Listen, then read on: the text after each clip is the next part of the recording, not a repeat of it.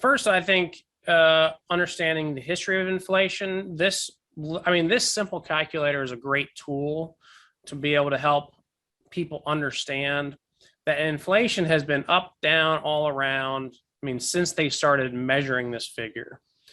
And then the way you can change this is the first time you click it gives you your starting point, and then the last number you click it gives you your ending point, and it tells you what the average is over that time. So average of the 60s was 2.36. We get into the 70s, and that was a rough time, okay, to be borrowing money. So what does inflation mean? If inflation is pretty much zero, it's a good bet interest rates are going to be pretty low. So who's that bad for? That's bad for savers. That's bad for people who have money in CDs, checking accounts, savings accounts, that type of thing. Who's it's good for? If it's low, it's good for people borrowing money. If inflation is high, you got high interest rates like they were in the 70s and the 80s. So back then, it was tough borrowing money.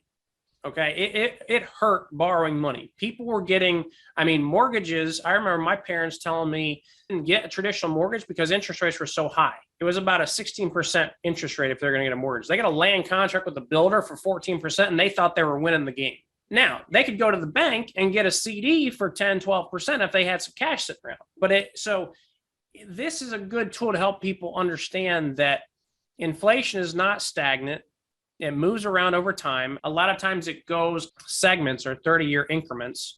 So if we go from 60 to 89, that was in a rising type of inflationary environment. From 90 to 2019, that was in more of a deflationary interest rate environment, inflationary environment. So many people think their current time is their real time. Like, look at the difference between 1990s to 2019. People are like, inflation is never going to go up again. Why do you use 3% in your model? And so those are the discussions we can help to educate, to say, well, look what's happening. Show some of the data and the news of what's happening with inflation.